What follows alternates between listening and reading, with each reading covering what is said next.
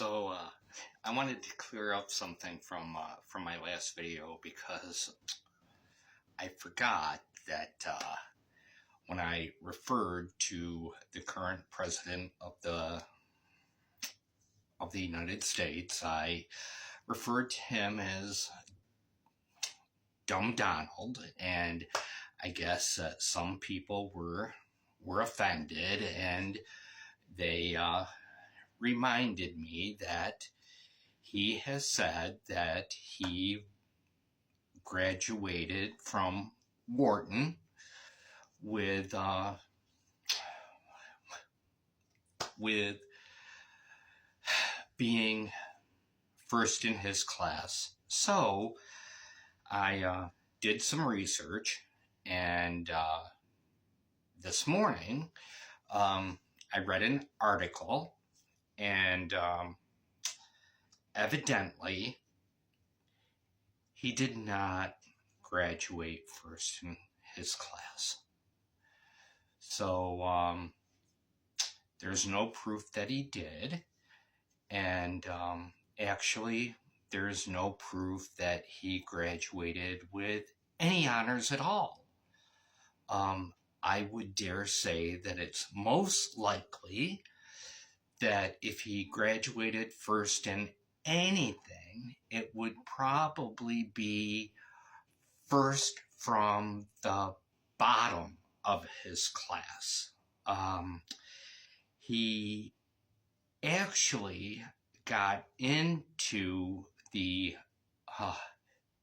Wharton in the 60s when Wharton was not what it is today.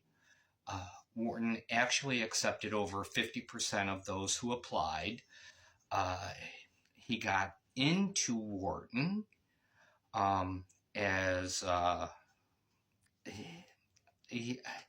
don't want to say as a favor, but his brother Fred had a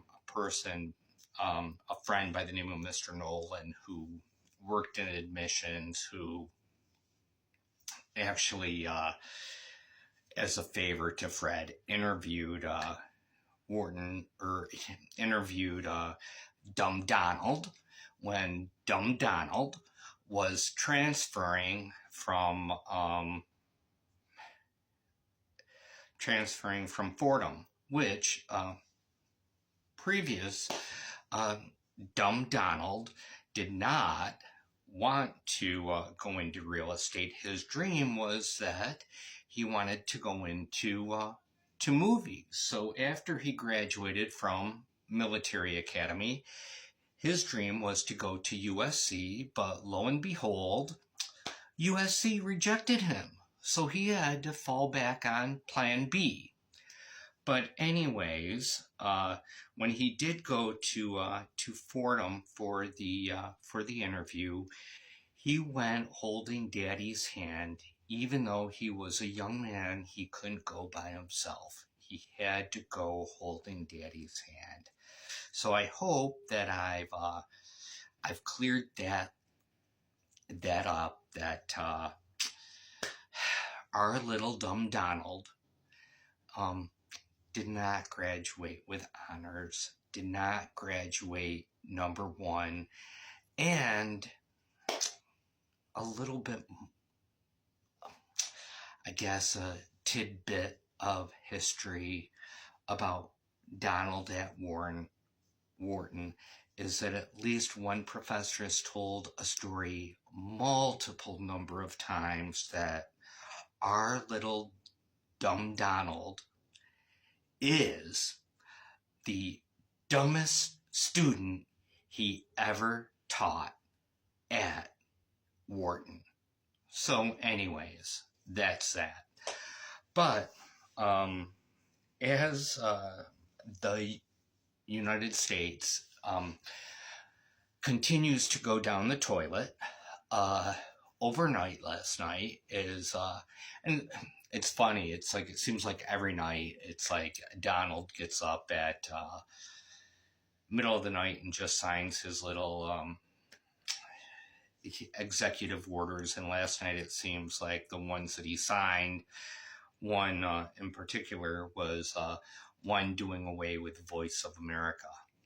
Um, when I lived in Cambodia, I became well aware of Voice of America and the wonderful job that it does as far as telling the truth, especially against speaking out against autocracies. So when I lived in Cambodia, um, I became I became friends with for a time I was roommates with an individual who was in spending time in prison because he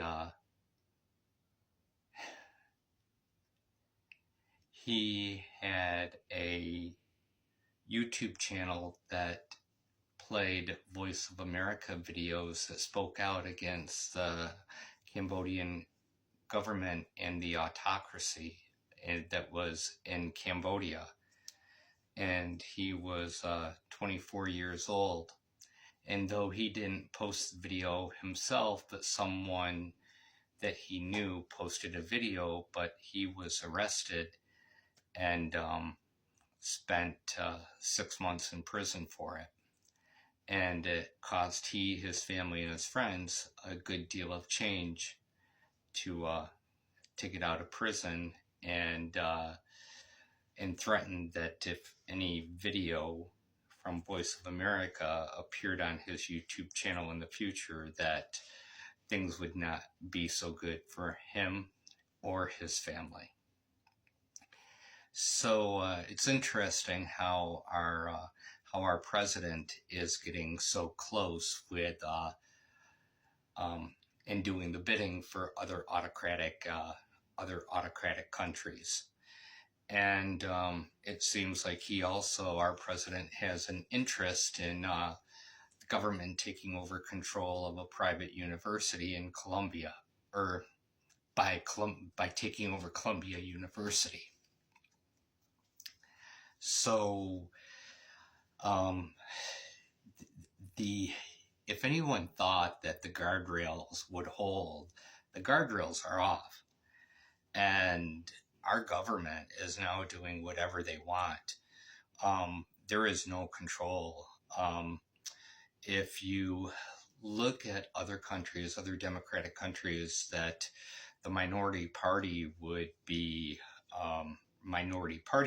speaking up, our minority party is actually in hiding. We have no minority party that is going to help us at the moment.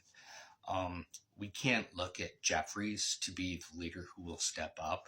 We sure as hell cannot look at Schumer. Schumer is not a leader. He is he's a politician. We don't have leaders, we have politicians.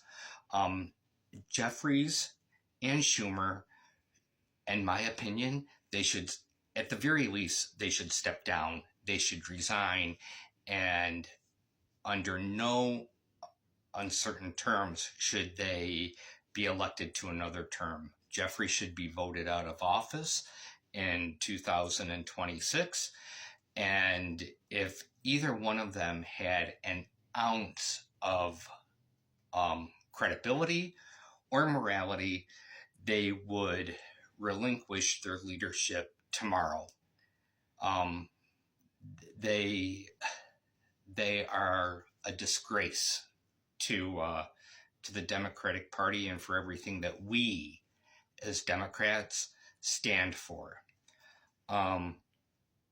We deserve better than the leaders that we have and the job that they have been doing. I feel bad for the fact that it's not going to get better. We're not even 2 months in yet. And look at the hell that we're in. And it's only going to get worse. So we all have to fasten our seatbelts and get ready for the shit that's really going to start happening real soon. So hang on tight and fasten your seatbelts, because it's going to get ugly and bad soon. See